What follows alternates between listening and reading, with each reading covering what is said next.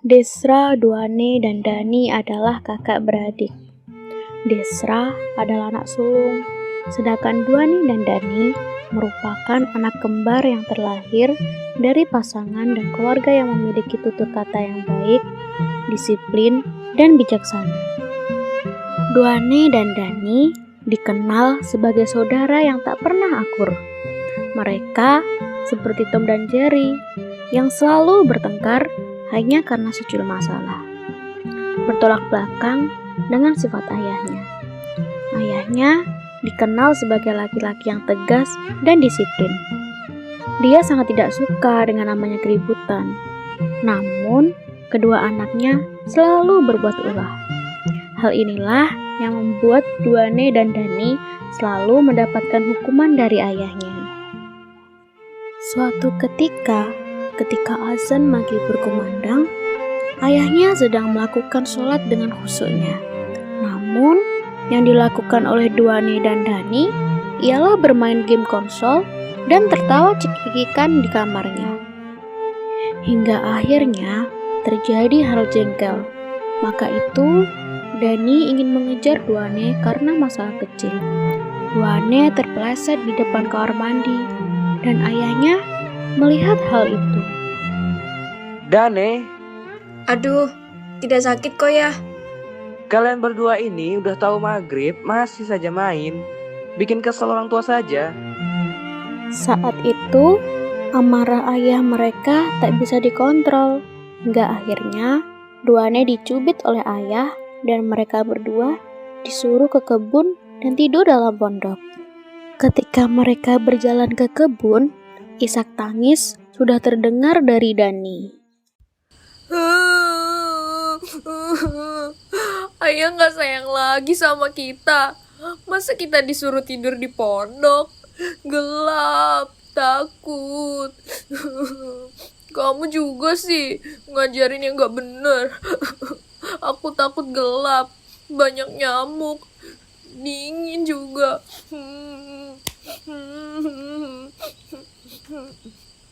Ayah sama ibu mau pergi ke kondangan kan, Dan? Iya, Wen. Memangnya kenapa? Kita lewat jendela belakang rumah saja, Dan. Biar gak ketahuan. Ayo Kak, kita coba. Mereka berjalan mengendap-endap. Ketika mereka berhasil membuka jendela belakang, tiba-tiba muncullah Kak Desra. Ngapain kalian di sini? Dapat hukuman lagi. Patuhin dong. Makannya. Jangan banyak ulah waktu maghrib. Udah tahu kakak pernah ngalamin kayak gini juga. Masih dilakuin. Kayak nggak tahu sikap ayah aja. Sebelumnya, Kak Desra juga pernah mengalami masa-masa seperti itu. Ia diberi hukuman masuk ke kandang ayam karena membanting stik PS. Itu pun ia lakukan karena kesal terhadap Duane yang tak mau kalah ketika bermain PS. Sudahlah, Dani. Kita pergi aja dari sini. Tapi mau kemana, Wen? Ke rumah Cika lah. Jangan deh. Kita tunggu ayah pulang aja ya. Suara motor terdengar dari pondok. Mereka berdua masuk ke rumah dan ayah memberi nasihat kepada mereka bahwasanya jika maghrib waktunya untuk beribadah. Semua aktivitas harus dihentikan, jangan dilanjutkan. Ada satu kalimat yang sangat terngiang dalam diri Dani dan Duane. Kalian itu saudara. Jadi harus akur-akur. Nanti kalau sudah pada kuliah gak bisa ketemuan kan? Makanya akur-akurlah sekarang. Sejak itu, Dani dan Duane hidup akur dan tak pernah bertengkar lagi. Dani sudah mulai pandai mengontrol emosinya karena ia adalah seorang kakak. Di sisi lain dari lingkungan tersebut, terdapat sebuah rumah yang begitu megah. Mereka hidup individual dan tak ingin berbaur dengan lingkungan sekitar. Keluarga Kobe namanya. Terdiri dari 3 anggota, Pak Kobe ibu Kobe, dan Kobi. Kedua orang tua Kobi sangat sibuk dan seringkali ia bermain sendiri dan selalu belajar. Suatu ketika, Kobi yang jenuh dengan kesehariannya bermain sendiri, ia keluar rumah tanpa izin dari orang tuanya. Berjalan keluar rumah, Kobi melihat-lihat lingkungan tempat tinggalnya itu. Tak lama berjalan dari rumah, terdapat lapangan yang sering digunakan oleh warga sekitar. Berlarilah dia menuju ke lapangan itu. Sampai di sana, ia duduk dan memandangi lapangan tersebut. Tiba-tiba, ada seorang anak yang memanggilnya. Hei kamu yang pakai baju biru. Aku. Iya kamu. Ayo sini ikut main sepak bola bareng kita. Seru loh. Masa kamu cuma nonton doang di pinggir lapangan? Boleh nih. Pastilah. Siapa juga yang ngelarang main? Kobi menuju tengah lapangan dengan sangat gembira. Waktu sudah mendekati maghrib. Mereka menyudahi permainan dan langsung bergegas pulang. Iya, kita belum kenalan. Aku Duane, dan orang yang lagi ambil sendal itu kembaranku, namanya Dani. Kamu siapa? Aku Kobi. Oke deh Kobi. Salam kenal ya. Oh iya, rumahmu di mana? Jalan Mawar, Blok C nomor 15. Wah, kita searah dan ternyata kita tetanggaan loh. Oh iya, keren. Sesampainya di depan rumah Duane dan Dani, mereka akhirnya berpisah. Besok main lagi ya. Seru sekali. Oke, siap. Hari demi hari, Kobi mulai berbaur dengan lingkungan sekitar. Hingga ia lupa akan rasa sepi yang pernah ada. Kobi sangat senang memiliki teman baru. Karena itu, ia merasa bahagia. Suatu ketika, orang tua Kobi sadar bahwa anaknya tidak ada di rumah.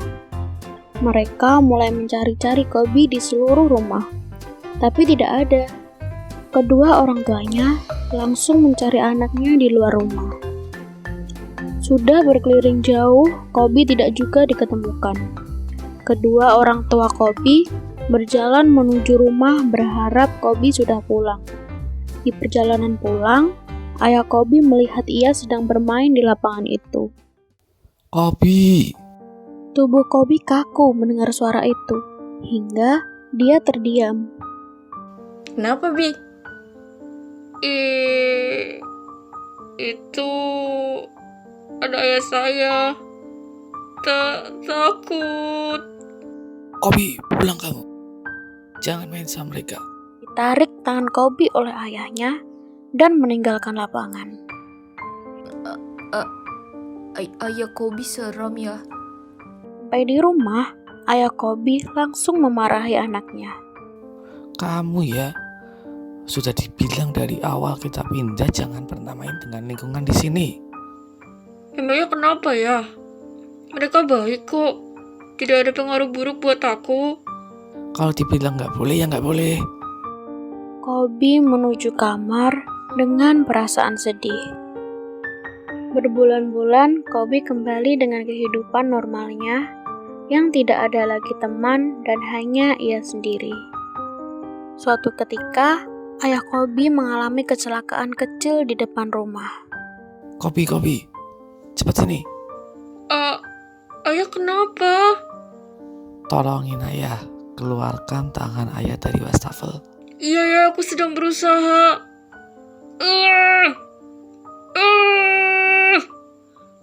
Ya susah kalau itu sendiri. Minta bantuan orang lain ya. Nggak usah kamu aja. Telah dilakukan dengan sekuat tenaga oleh Kobi untuk membantu ayahnya. Kobi tahu kalau ini perlu bantuan orang lain. Tanpa pikir panjang, Kobi pergi ke rumah Duane dan Dani. Permisi. Dani. Iya, sebentar. Cari siapa ya, Dek? Kak. Aku Kopi, temennya DND. Kebetulan kita tetanggaan. Boleh minta tolong nggak? Tolongin ayah saya yang tangannya tersangkut di wastafel, Kak. Hah? Oke. Sebentar ya. Kakak panggil ayah kakak dulu ya. Ayah Dani dan Duane beserta Dani dan Duane menuju ke rumah Kobi dengan membawa peralatan. Ayah, Kobi cari bantuan. Tetangga kita mau bantu ya buat tolongin ayah. Kan sudah dibilang tidak usah, ya nggak usah. Sudahlah ya. Ilangin ego ayah dulu. Ini demi keselamatan ayah juga. Oke Pak Kobe, saya akan menolong Bapak. Ayah Dani dan Duane mengeluarkan peralatan yang bisa mengeluarkan tangan Pak Kobe dari wastafel. Sudah 2 jam berlalu. Akhirnya, tangan Pak Kobe bisa terlepas juga. Makasih ya, Pak. Iya Pak, sama-sama. Kita kan tetangga, jadi wajar saling bantu Pak. Hehehe, iya Pak. Lain kali, kalau butuh bantuan apapun, panggil saja saya Pak. Kita kan manusia, jadi harus saling tolong-menolong. Dan juga, kita kan saudara.